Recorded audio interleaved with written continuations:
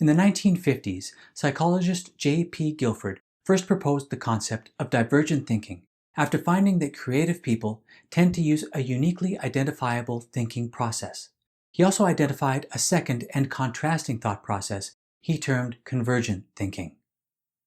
Divergent thinking is idea generation. It's creative, open-ended thinking aimed at generating creative ideas by exploring many possible solutions. Thinking is followed openly in several directions, and the goal is to come up with as many ideas as possible, or at least necessary, in order to have multiple ideas and solutions from which you can choose. Convergent thinking is idea evaluation. It's analytical thinking aimed at solving a specific problem.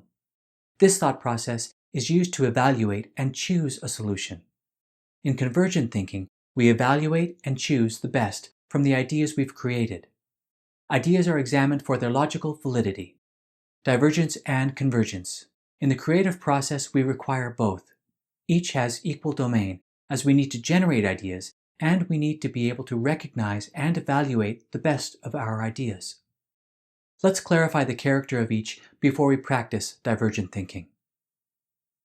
Divergent thinking is creative thinking. It follows many lines of thought, and it's used to generate new ideas and original solutions. Convergent thinking is analytical thinking.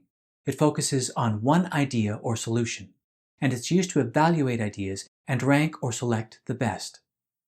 Convergent thinking is analytical. It can be subjective and is often varied by expertise as well as personal choice. Let's look at 5 steps to empower divergent thinking. Work from purpose. What is your purpose for doing this? How are you connected to it in a way that inspires action? If you can find that purpose, you're well on your way. Clarify your objective. What exactly do you want to accomplish? Work in a setting that fosters different forms of expression and allow yourself different forms of expression. Take risks. Be willing to take risks in order to advance your craft. Allow for varying quality. There's no such thing as failure.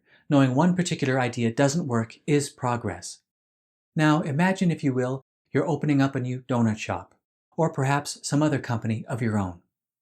Give yourself 5 minutes and come up with as many names as you can for your shop. As always, write your ideas down. I recommend you pause the lesson now and complete the challenge. Then come right back as soon as you're done. Now take a few minutes to review your list carefully and select your top 3 choices. Number them accordingly, and then come back. The first part of this exercise applies divergent thinking in idea generation. The second part applies convergent thinking in the evaluation of options. In this way, divergent and convergent thinking work together in the creative process.